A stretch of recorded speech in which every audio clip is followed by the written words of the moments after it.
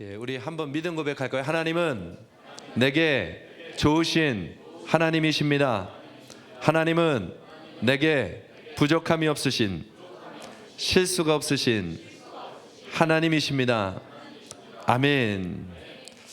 여러분은 하나님이 여러분을 얼마나 사랑하는 줄 잘 알고 계십니까? 하나님이요, 우리 비전마을 청년들을 너무너무 사랑하신다고 합니다. 오늘 그 사랑하는 사람들이 2025년을 멋지게 승리하는 그 믿음으로 회복되기를 원하신다 말씀하십니다. 그 은혜의 날이 되기를 바랍니다. 어젯밤에 핸드폰으로 뭘 하고 있는데 우리 아들이 뭐가 궁금했는가 봐요. 옆에 오더니 자기 뭐 좀 찾아달라는 겁니다. 그래서 제가 이렇게 얘기했어요. 야, 내가 아빠가 지금 보고 있는 게 있는데 너가 지금 그걸 찾아달라고 하면 이걸 꺼야 되잖아. 그랬더니 내가 모르는 어떤 기능을 알아가지고 벌써 툭툭툭 만져서 내 거는 펴두고 자기가 보는 것을 찾아가지고 하더라고요. 여러분들에겐 너무 쉬운 얘기잖아요. 나는 그게 너무 어려운 얘기거든요. 야, 너는 어떻게 핸드폰도 없는 애가 나보다 더 잘하냐? 그랬더니 다 아는 수가 있어. 그러고 지나갔는데 깜짝 놀랐습니다. 아무리 좋은 핸드폰을 가지고 있어도 나는 그걸 쓰는 법을 너무 모르는 거예요. 그래서 문자나 보내고 전화나 하고 조금 검색이나 하는 그 정도밖에 안 되는 겁니다.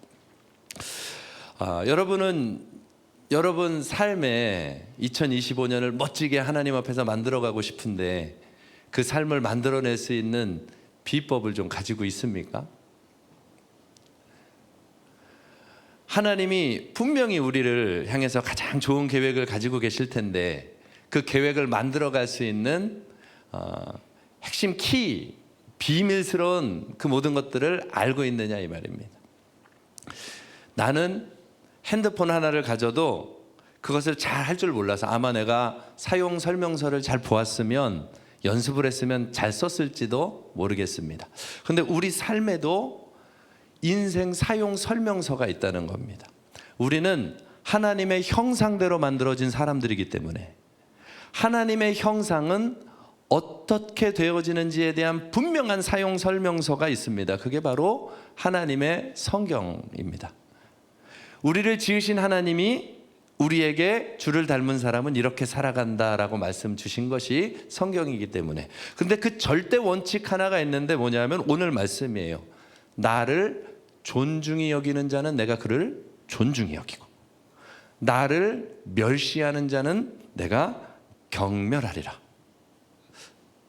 그럼 존중히 여기는 게 도대체 뭡니까? 존중이라는 단어를 살펴보았더니 사전적으로는 높이고 중하게 여기는 마음이 존중이라는 겁니다. 무엇인가를 소중하게 여겨주는 마음이 존중이라는 겁니다.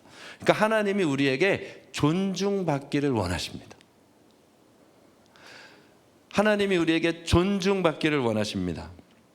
하나님을 존중하는 게 뭘까 곰곰이 생각해 보면 성경 이사야 43장 말씀해 보면 우리를 하나님이 자신을 창조하시도록 내가 지은 자들을 오게 하라. 나의 이름을 찬송하기 위해서 지은 자들을 오라 하시거든요. 하나님을 찬송하는 자들로 우리를 부르셨답니다. 그렇다면 하나님을 존중히 하는 건 우리가 하나님을 찬송하는 것이죠. 그게 노래를 의미하는 게 아닙니다. 하나님을 인정하는 걸 말하는 겁니다. 에베소서 1장 5절에서 6절에도 우리에게 하나님의 큰 은혜를 베풀어서 하나님의 자녀가 되게 하신 이유는 그 영광의 지극히 풍성함을 찬송하려 함이라. 하나님을 인정하는 사람으로 만드시려고 우리를 만들었다는 겁니다. 근데 우리는 그런 마음이 하나 있어요. 존중하라, 존중하라 그러면 좀 억압적인 느낌이 들어요. 예배 드려라, 드려라 그러면 억압적인 느낌이 들어요. 근데 이 존중하라는 말은 사실은 그런 말이 아닙니다. 억지로 하는 존중이라면 그건 폭력에 불과하죠. 내가 어른이니까 너는 존중해야 돼 이러면 폭력이 되는 겁니다. 그런 거 아시죠? 회사 다니거나 대학을 다니거나 어디를 가면 직장 상사, 꼰대 같은 분들이 이런 단어 쓰면 안 되는데 그렇죠? 그런 분들 자기 권위를 주장하면서 억지로 뭔가를 하게 하는 거죠. 대학교 1학년을 갔더니 기숙사에서 갑자기 밤에 불러내는 겁니다. 신학대학도 그런 게 있더라고요. 다 불러내요. 갔더니 갑자기 선배들이 얼차례를 시키고 이렇게 매를 들더라고요. 대학생인데 선배들한테 잘하라는 겁니다. 그래서 그 다음부터 선배들한테 바짝 쫄아가지고 지냈던 적이 있었습니다. 그런 것들 억지로 존중하게 하기 원하는 그런 것들은 다 가짜죠. 그러면 하나님이 우리에게 존중하면 존중히 여겨주고 나를 멸시하면 내가 경멸하리라 하는 말씀의 진짜 핵심이 뭐겠냐는 거죠. 오늘 말씀을 준비하면서 이런 제목을 잡았습니다. 예배자로 일어나리라. 하나님을 존중하는 방법이 성경에서는 복잡하지 않습니다. 하나님을 예배하라는 겁니다. 오늘 우리가 읽은 사무엘상 2장에 있는 말씀은 흠니와 비느하스 그리고 엘리 제사장 가문에 있었던 이야기입니다. 이 사람들은 하나님의 예배를 멸시하는 사람들이었습니다. 하나님 앞에 제사 드리는 제물이 오면 가장 좋은 것은 자기들이 먼저 먹어버리고 또 제단에서 예배를 드리거나 모든 일을 할 때에 하나님을 멸시하는 모습으로 행동했다고 이야기가 나옵니다. 사무엘상 2장 29절에 보면 이런 말씀이 나와요. 너희는 어찌하여 내가 내 처소에서 명령한 내 제물과 예물을 밟으며 내 아들들을 나보다 더 중히 여겨 내 백성 이스라엘이 드리는 가장 좋은 것으로 너희들을 살찌게 하느냐. 제사장의 아들들로서 이스라엘의 대제사장 하나님을 예배하는 것을 이끌어갈 사람들로 부름받은 사람들이었는데 그것을 가지고 하나님을 기억치 않고 자기의 배를 불리는 하나님을 자기의 도구로 삼으며 살아가는 사람들이 되어 있었다는 것입니다. 더 나아가서는 이 사람들이 사무엘상 2장 22절에 보면 같이 한번 읽어볼까요? 시작. 엘리가 매우 늙었더니 그의 아들들이 온 이스라엘에게 행한 모든 일과 회막문에서 수종드는 여인들과 동침하였음을 듣고 자신들이 제사장의 권위를 가지고 이 하나님의 예배를 섬기는 사람들에게 자기들이 가진 권위를 가지고 그 여인들을 범하면서 도덕적으로 타락하는 일까지 생기게 된 것입니다. 그때 하나님이 경고하신 겁니다. 나를 존중히 여기는 자를 내가 존중히 여길 것이고 나를 멸시하는 자는 내가 경멸하리라. 경멸이라는 말이 아주 가볍게 여기겠다는 뜻이거든요. 후 불면 사라져버릴 정도로. 그래서 조금 오늘 내용이 진지하지만 2025년에 우리 비전 마을이 승리해야 될 부분이 바로 여기 있습니다. 하나님을 존중하는 것. 하나님을 존중하는 것. 그러면서 예배자로 일어나기를 주님의 이름으로 권면드립니다. 그러면 먼저 예배드리는 자는 어떤 사람이냐 하면 내가 존중받은 자라고 하는 은혜를 소중히 여기는 사람이 예배자로 설 수 있는 것입니다. 내가 먼저 존중받았다는 사실을 소중히 여기는 것. 앞서 말했습니다. 직장 상사가 나를 존중해라고 말하면 억압 같지요. 권위에 눌리는 것 같죠. 그러나 하나님의 말씀은 조금 다릅니다. 사무엘상 2장 27절 28절 말씀 같이 한번 읽어볼까요? 시작. 하나님의 사람이 엘리에게 와서 그에게 이르되 여호와의 말씀에 너희 조상의 집이 애굽에서 바로의 집에 속하였을 때에 내가 그들에게 나타나지 아니하였느냐? 이스라엘 모든 지파 중에서 내가 그를 택하여 내 제사장으로 삼아 그가 내 제단에 올라 분향하며 내 앞에서 에봇을 입게 하지 아니하였느냐? 이스라엘 자손이 드리는 모든 화제를 내가 내 조상의 집에 주지 아니하였느냐? 아멘. 이 아론 제사장 가문의 사람들이 엘리 가문입니다. 지금 이 말씀은 출애굽할 당시에 그들을 하나님 앞에서 예배하는 자로, 다시 말하면 하나님과 교통할 수 있는 특별한 사람들로서 선택을 해주셨다는 이야기를 꺼내는 겁니다. 한번 물어볼게요. 이 사람들이 특별한 재주가 있었나요? 특별한 지식이 있었나요? 아니면 남들보다 뛰어난 것이 있었나요? 그저 다 같이 애굽에서 종살이 하다가 나오는 것뿐입니다. 그러나 하나님께서 그들을 특별히 잡아서 이스라엘 백성을 하나님 앞에 이끌어 줄 수 있는, 예배할 수 있는 사람으로 세워주셨다는 겁니다. 이 예배자라고 하는 말 자체에 우리가 부담을 갖지 않아도 되는 것은, 이 예배라고 하는 것, 하나님과 교제할 수 있는 특권을 받은 사람이라는 겁니다. 우리를 하나님의 형상대로 만드신 것은 그냥 모양이 아니라 하나님과 내가 이야기하고 교통하고 감정적인 교류를 할 수 있고 인격적인 교제를 할 수 있는 존재로 만들어졌음을 말하는 게 하나님의 형상입니다. 그런데 모든 사람이 죄를 범해서 그것을 잃어버렸는데, 그 잃어버린 사람들 중에 하나님이 특별히 딱 찾아와서 붙잡아 주신 것이 이 가문이었다는 거예요. 너희들은 이 세상 모든 사람들이 볼 수 없는 하나님을 보고 듣고 알려줄 수 있는 사람으로 내가 찾아와서 만나줬잖아. 그 작업을, 그 직분을 너희에게 허락해 주었잖아. 그러니까 하나님을 존중해야 하는 그것은 내가 먼저 존중받았다는 사실을 믿는 것부터입니다. 우리 비전마을 청년들 마음 안에 내가 하나님으로부터 존중받은 사람이라고 하는 것을 믿는 믿음이 가득히 있기를 축복합니다. 하나님, 내가 어떻게 예수님을 만났죠? 하나님, 내가 어떻게 하나님의 자녀가 되었죠? 하나님, 내가 어떻게 목자의 자격을 얻었죠? 하나님, 내가 어떻게 하나님 앞에 기도할 수 있는 사람이 되었죠?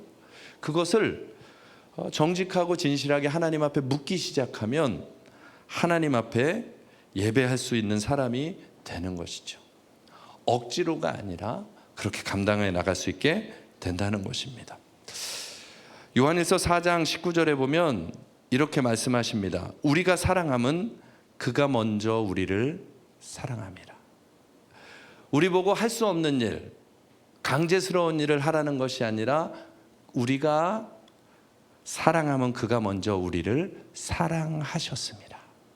내가 예수님께 사랑을 받은 자인 걸 먼저 알고 누리는 것부터 예배가 시작되는 것입니다. 하나님은 폭력적이신 분이 아닙니다. 사실 오늘 말씀에 내가 나를 존중히 여기는 자를 존중히 여기고 나를 멸시하는 자를 내가 경멸하리라 하신 말씀은 하나님께서 우리를 겁주기 위해서 하신 말씀이 아니라 오래도록 사랑으로 기다리고 기다리고 기다리고 기다리고 기다리다가 이야기해 주신 말씀입니다. 그러니까 지금 이 말이 들려오는 이 순간에도 나는 너를 포기할 수 없겠는데 지금이라도 나에게로 마음을 줄 수 있지 않겠니? 지금이라도 잘못된 걸음을 돌이킬 수 있지 않겠니? 기다리고 기다리고 기다리다가 경고를 하시지만 사실은 이 경고의 순간마저도 사랑하시기 때문에 들려주시는 말씀이다. 그러니 내가 주님을 먼저 아는 것부터, 주님의 사랑을 먼저 아는 것부터가 참된 예배자의 시작인 것입니다. 두 번째로는요, 예배자로 일어서려면 하나님의 것을 온전히 드리는 사람이 되어야 하는 것입니다. 한번 따라해 볼까요? 하나님의 것을 온전히 드리는 사람. 하나님을 존중하지 못했던 엘리와 그의 자녀들은 하나님의 것을 온전히 드리지 못했습니다. 사무엘상 2장 28절 말씀 같이 한번 읽어보지요. 시작. 이스라엘 모든 지파 중에서 내가 그를 택하여 내 제사장으로 삼아 그가 내 제단에 올라 분향하며 내 앞에서 에봇을 입게 하지 아니하였느냐? 이스라엘 자손이 드리는 모든 화제를 내가 내 조상의 집에 주지 아니하였느냐? 아멘. 이스라엘의 제사장으로 삼고 에봇을 입히고 하나님 앞에 설 수 있는 자로, 예배를 주관하는 자로, 이스라엘 백성을 하나님 앞에 이끄는 자로 세우셨다고 했습니다. 그런데 그들이 그 일을 온전히 감당하지 못했더니 하나님이 이렇게 말씀하십니다. 사무엘상 2장 17절에 같이 한번 또 읽어보죠. 시작. 이 소년들의 죄가 여호와 앞에 심히 크면 그들이 여호와의 제사를 멸시함이었더라. 아멘. 하나님의 것을 온전히 드리는 것, 예배를 온전히 드리는 것입니다. 예배를 멸시하지 않냐고, 여호와의 제사를 멸시하지 않냐고 온전히 예배를 드리는 것. 그 예배를 온전히 드리는 것은 한 3가지만 우리 청년들에게 2025년에 한번 여기에 힘을 쏟아보라 권면하고 싶습니다. 첫째는 이것입니다. 주일 예배에 승리하라는 겁니다. 한번 따라해보죠. 주일 예배에 승리하라. 예, 주일 예배에 승리하십시오. 하나님과 시간 약속을 지키라는 겁니다. 여러분들 연애하는 친구도 있을 거고 연애하고 싶은 친구도 있을 거고, 그러면 연애를 한다는 것은 이제 그 사람이 나에게 소중한 사람이 되었다는 거잖아요. 만약에 누가 저한테 그러는 겁니다. 나 이제 당신과 교제를 하고 싶어요. 나의 애인이 되어주세요 하고 프로포즈를 한 거예요. 그래서 내가 그 마음이 너무 진실해 보여서 좋아요, 교제를 할게요, 그렇게 약속을 했습니다. 근데 그 다음 날부터 같이 만나기로 약속만 하면 이 사람이 그럽니다. 오늘은 무슨 일이 있어서 오늘은 못 만날 것 같아, 다음으로 미루자. 다음 날 다시 약속을 했는데 오늘은 또 누구를 만나야 되는 일이 생겼어. 오늘은 친구를 만나야 돼. 오늘은 공부를 해야 돼. 공부는 해야 되는데, 그렇지? 오늘은 뭐 다른 일이 있어. 계속하면서 교제는 시작했는데 한 번 만나기가 너무 어려워. 그러면 어떨 것 같아요? 다들 나는 그 정도는 괜찮아요. 그 말은 바꾸면 이거죠. 그 사람에게 나는 소중하지 않은가 보다.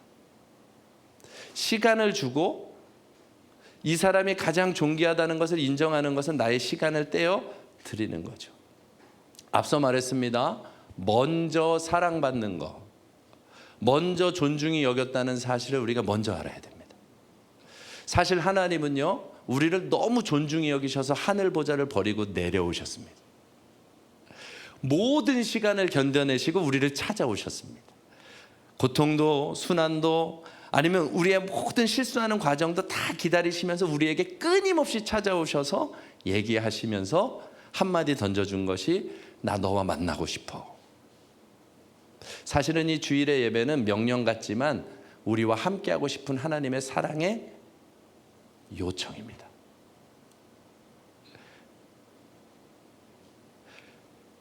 모든 걸 다 먼저 주시고도 너 나와 함께 하는 것이 가장 좋지 않겠니? 하나님과 함께 사는 게 좋지 않겠니? 나와 이야기하며 사는 게 좋지 않겠니? 그 요청이 예배예요. 우리 청년들이라 너무 부드럽게 내가 얘기하고 있는 거예요. 시험 들까 봐. 여러분, 주님의 이 요청이 무시당할 때, 우리를 향해 잡은 약속이 하나님은 일주일에 그 안식일을 잡은 겁니다. 그러면서 안식일의 주인은 우리가 아니라 하나님이라고 얘기하시는 겁니다. 그 시간을 하나님 앞에 온전히 드리는 것이 하나님을 존중히 여기는 거예요. 이 날은 하나님의 것, 이 시간은 하나님의 것. 그래서 시간의 순서를 바꿔드리는 것이 하나님을 존중하는 거예요. 내 삶의 모든 스케줄 가운데 삶의 시간의 순서를 바꿔드리는 것이 하나님을 존중하는 것입니다. 그 가장 첫 시작점이 안식일이에요. 예배. 주일에 드리는 이 예배. 시간의 순서를 바꾸는 것은 그것을 조금 적용하면 다양하게 할 수 있죠. 아침에 일어나자마자 제일 먼저 뭐 해요? 저는 안경 찾아요. 안 보이니까. 근데 아침에 일어나자마자 제일 먼저 무릎을 꿇고 하나님, 오늘도 새날이 시작되네요. 오늘은 주님과 함께 걷는 새날입니다. 나는 하나님의 자녀입니다. 나는 하나님을 사랑합니다. 그 시간에 시작 순서를 바꿔드리는 것이 사실은 하나님을 예배하는 것, 하나님을 존중히 여기는 것. 하나님과 나만의 대화의 시간을 만들어서 기도의 시간을 갖고 주님을 찾는 시간을 만드는 것들, 그것이 하나님을 존중하는 것입니다. 2025년에 하나님을 존중하는 우리 청년들 되기를 축복합니다. 예배에 승리하십시오. 나 2025년은 하나님과의 예배에 승리한다. 어떤 일이 있어도 소소한 것 때문에 주님 바꾸지 않으리라. 아니, 내 인생에 아무리 중요한 일이 있어도 주님과 약속한 시간을 바꾸지 않으리라. 이 결단을 하고 다짐을 하고 걸어가면 힘든 순간에 그것을 지켜내는 모습을 주님이 바라보고 계신대요. 나를 존중히 여기는 자를 존중히 여기십니다. 또 하나가 있습니다. 온전히 예배드리는 두 번째는요, 예물에 승리하십시오. 영하 18도로 떨어질 줄 알았지. 예물에 승리하십시오. 하나님의 것임을 인정하는 일에 승부를 걸어야 돼요. 11조는 헌금이 아니고 하나님 거예요. 다시요. 11조는 헌금이 아니고 하나님 거예요. 자, 제가 이거를 예원이한테 이렇게 줬어요. 잠깐 빌려줬어요. 그 다음에 다시 줘. 안 주면 뭐가 되는 거예요? 안 주고 도망갔어. 그럼 뭐가 돼요? 여기 참 단어를 참 곱게 써주네. 도둑. 그 다음 단어는 안 쓰는 게 좋아요. 그렇죠? 도둑이에요. 도둑. 내 거를 주고 나에게 돌려달라고 하는데 안 준다. 그건 도둑이죠. 사실 우리의 생명 자체가 하나님이 우리에게 주셔서 이 땅에 왔잖아요. 우리에게 주어진 모든 상황과 환경도 하나님이 다 선물처럼 주신 것들 뿐입니다. 하나님의 것인데 하나님의 것으로 너 정말로 믿고 살래? 인정하고 살래? 하는 표로 하나님이 아예 명령을 내려놓은 게 11조라는 거예요. 이건 헌금이라는 표현보다는 하나님의 것이라는 거예요. 그래서 그 하나님의 것을 온전히 하나님께 올려드리는 것으로 주님은 나를 존중히 여긴다. 나를 믿는 사람이라고 보신다는 겁니다. 우리 청년들이 예물에 승리하십시오. 주님을 존중히 여기는 사람을 주님이 존중히 여겨 주십니다. 미국의 믿음이 좋은 청년들은 이런 결단들을 합니다. 하나님, 제가 하나님 앞에 철저하게 주님의 것으로 살겠습니다 라고 결단을 하면서 11조 서약을 합니다. 근데 그 11조 서약의 내용에 다른 것들이 있습니다. 하나님, 제 생활의 환경이 넉넉해져서 10의 2조를 드리고 생활을 해도 부족할 것이 없다면 나는 그때는 10의 2조를 드리고 살겠습니다. 얼굴이 점점 편해요. 10의 3조를 드려도 내 생활이 이상이 없다면 나는 10의 3조를 드리며 살겠습니다. 10의 9조를 드려도 이상이 없을 정도의 삶이 된다면 10의 9조를 드리면서 나는 살겠습니다. 바라기는 우리 비전마을 청년들에게 10의 9조를 드리고도 남는 생애가 되기를 축복합니다. 아멘을 잘하네. 10의 9조를 드리고도 산다는 건 어마어마한 거예요. 여러분, 10만 원으로 살래요? 100만 원으로 살래요? 확실해요? 그러면 100만 원으로 살래요? 1000만 원으로 살래요? 그러면 10의 9조를 드리고도 살 수 있는데 10의 9조를 드리고도 1000만 원이 들어오는 사람이라면 살만하지 않을까? 계산이 빨리 돌아가야 돼. 거룩한 꿈을 좀 꿔보란 말이야. 이게 돈을 많이 버는 꿈이 아니라 나는 하나님을 높여드리는 인생으로 하나님이 나를 세워주시는 그런 삶을 살고 싶습니다. 그런데 우리가 작은 물질 하나 때문에 하나님이 내 물질보다 작은 분으로 여겨지는 인생을 살아가면 하나님이 그에게 더 맡길 수가 없다는 거죠. 오늘 주일 2부 예배 때 목사님이, 담임 목사님이 그 예를 한번 드셨어요. 우리 교회에 어느 분이 하나님, 저는 하나님께 11조 1억 드리는 것이 소원입니다. 그래서 그걸 늘 기도를 했다는 거예요. 그런데 정말 사업이 막 열려서 11조를 1억 드릴 수 있는 상황이 왔다는 거예요. 그래가지고 목사님이 지켜봤대요. 11조 1억을 드리나 안 드리나, 드리나 안 드리나 지켜봤는데 감사헌금 1,000만 원, 11조 1,000만 원, 그렇게 2천만 원 드리고 1억을 드리지를 못한 거예요.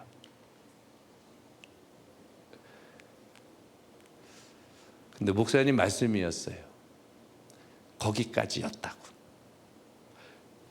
그 사람의 생애의 다음 걸음이 그 다음부터는 사업이 무너지기 시작했다는 거예요.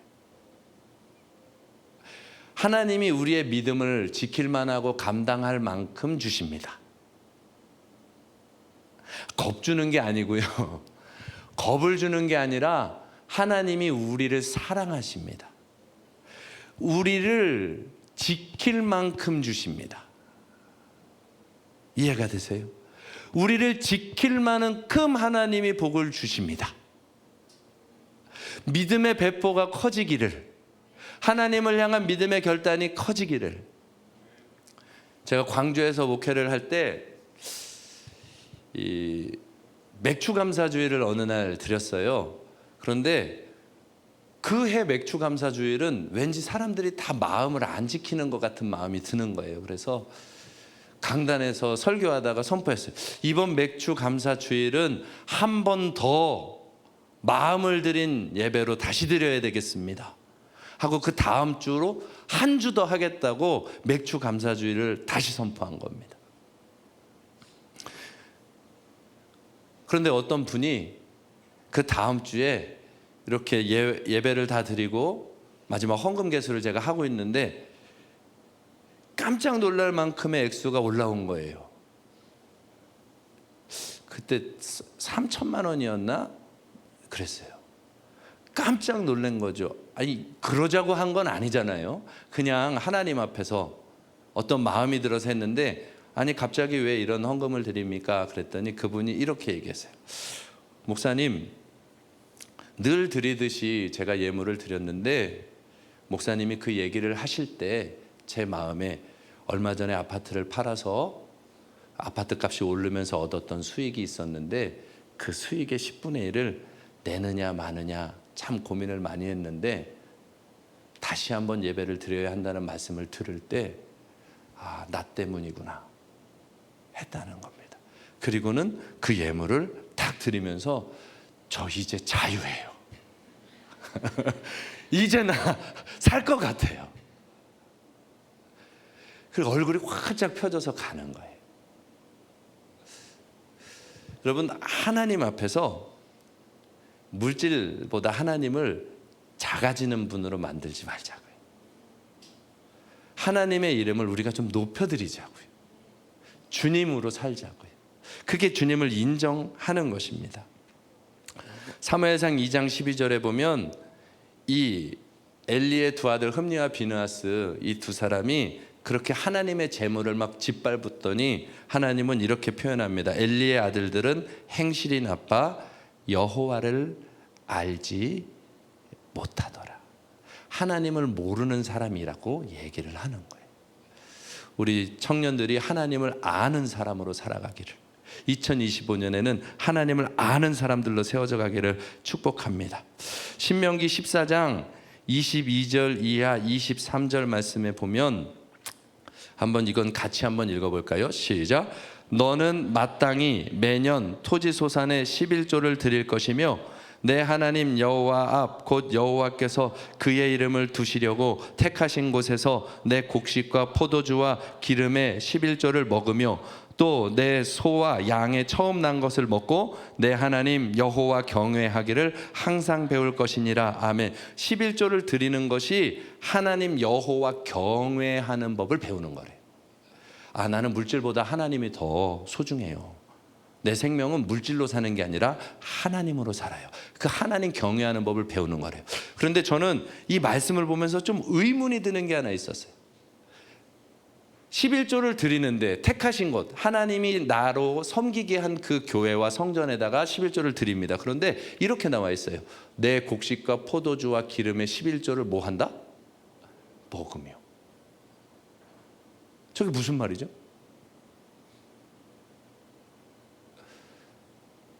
하나님의 것을 내가 왜 먹죠?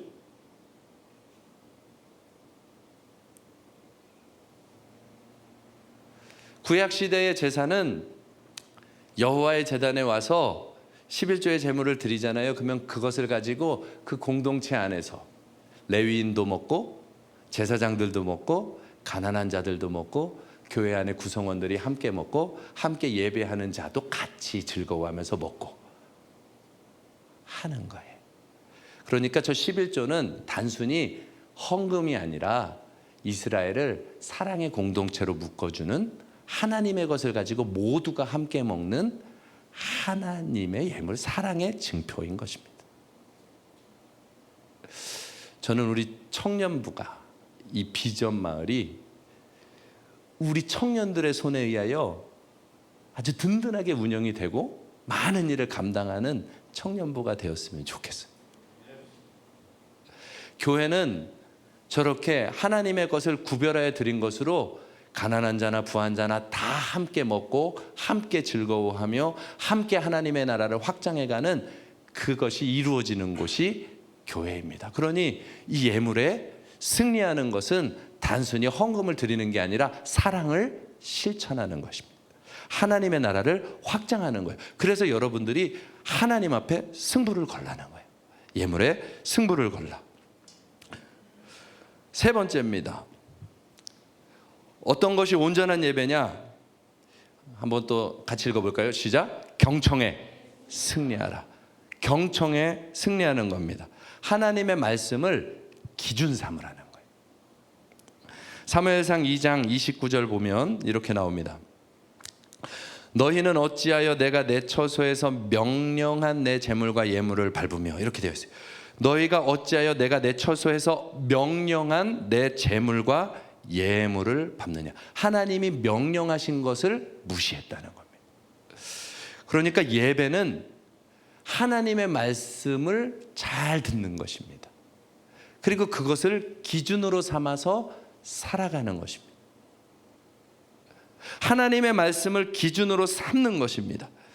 흠니와 비느하스는 이것을 하지 못하였기 때문에, 하나님을 무시했기 때문에 전쟁에 나가서 아주 하나님이 그 블레셋 사람들의 손에 순식간에 죽게 만들어서 이 두 사람은 제사장의 직분을 빼앗겼고요, 그 가문도 제사장의 직분을 빼앗겼고요, 생명을 잃었습니다. 그리고 그 두 아들을 믿음으로 키우지 못했던 엘리 제사장도 목이 부러져 죽었습니다. 제가 오늘 이렇게 얘기하는 건 나 살려고 하는 얘기예요. 제가 여러분들을 온전히 믿음으로 가르치지 않으면, 우리 청년들이 하나님 앞에 믿음으로 하나님을 경외하는 사람들로 온전히 세우지 않으면 엘리 제사장이 목이 부러져 죽었다니까요. 나 살려고 가르치는 거예요. 그런데 함께 살자고. 우리가 믿음으로 서면 하나님이 지켜주시는 겁니다.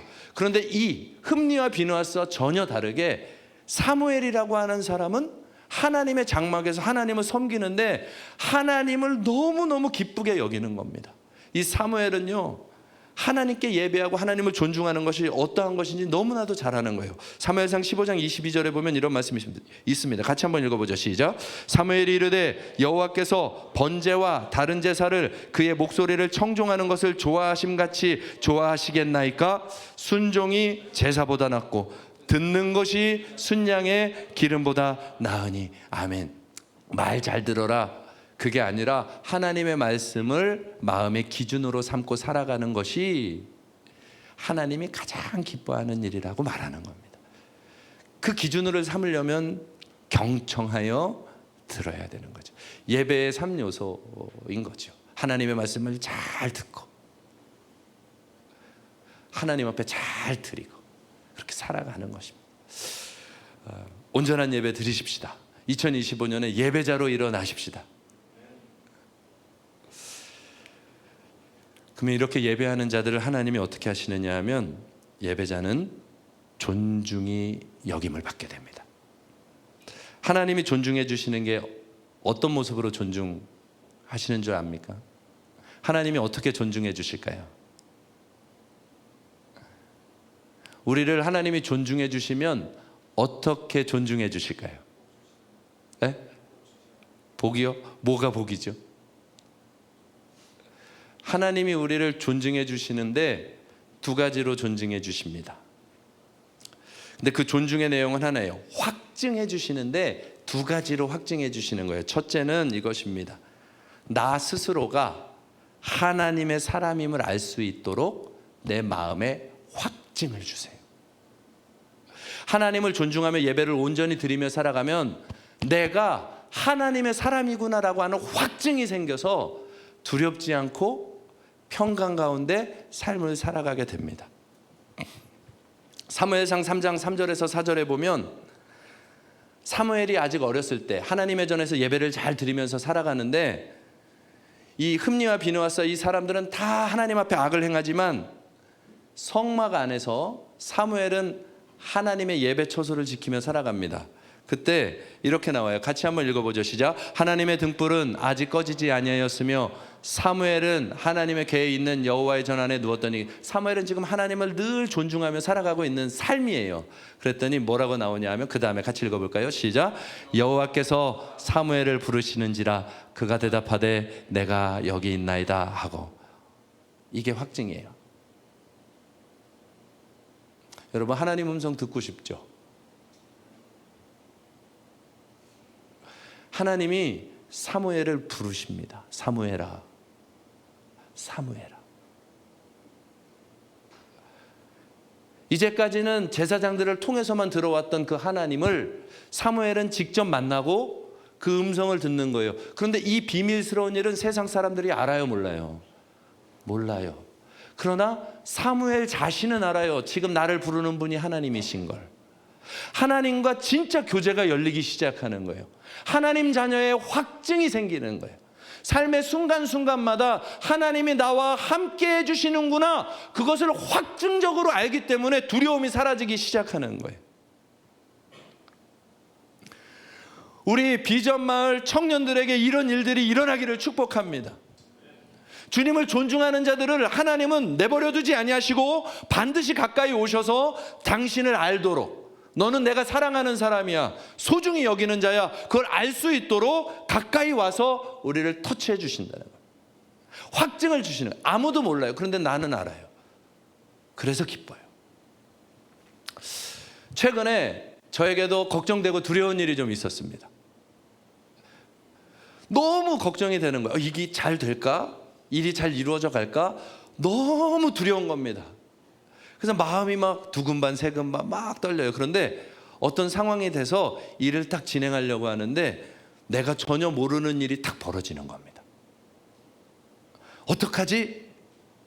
내가 지금 하려고 하는 일은 하나님이 기뻐하시는 일이라고 해서 시작하는 건데 왜 이런 일들이 벌어지지? 어떡하지? 하고 딱 걱정하던 대로 두려움에 사로잡혀 있는데 그 일이 딱 나오자마자 바로 옆에서 누군가가 그 일을 마치 기다렸다는 듯이 그건 내가 이렇게 하면 돼요, 알 수 있어요 하고 딱 도와주는 손길이 오는 것입니다. 남의 얘기라서 별로 감동이 없어요?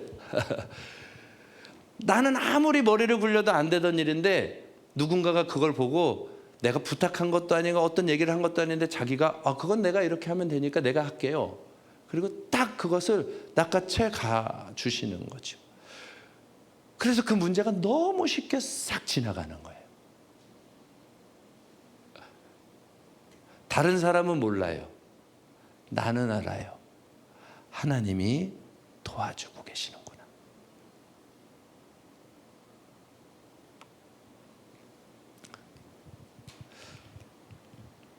이건 우리 아내가 들으면 안 되는데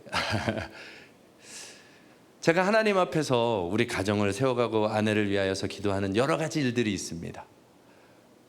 그런데 아무리 나의 생각과 이야기로는 뭔가 변하지 않아요.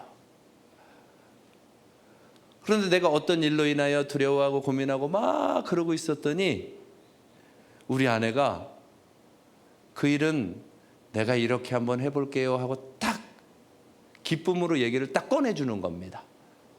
처음에는 그냥 고마웠습니다. 근데 어젯밤에 기도를 하는데 하나님이 그 장면을 딱 떠올려 주시면서 야, 너가 그토록 오랫동안 고민하고 기도하던 거를 너가 두려워하고 있는 이 일을 만났을 때 즉각적으로 이루어지지 않니? 누가 했게? 이렇게 물어보시더라고요. 하나님이 하셨죠. 그리고 나서 그냥 펑펑 우는 거예요. 아무도 몰라요. 당사자도 모르고 아무도 몰라요. 그런데 내 마음은 알아요. 하나님이 지금 나에게 너 바로 가고 있어. 잘하고 있어. 내가 도와주고 있어. 확증을 해주신다는 거예요. 이게 있으면 두렵지 않은 거예요. 나는 우리 비전마을 청년들에게 하나님이 주시는 확증으로 담대하게 걸어갈 수 있는 그 일들이 항상 있기를 축복합니다. 예배부터 승리하시라는 거예요. 내가 하나님 앞에 온전히 서기 시작하면 하나님이 그런 확증을 주십니다. 근데 거기서 멈추지 않습니다.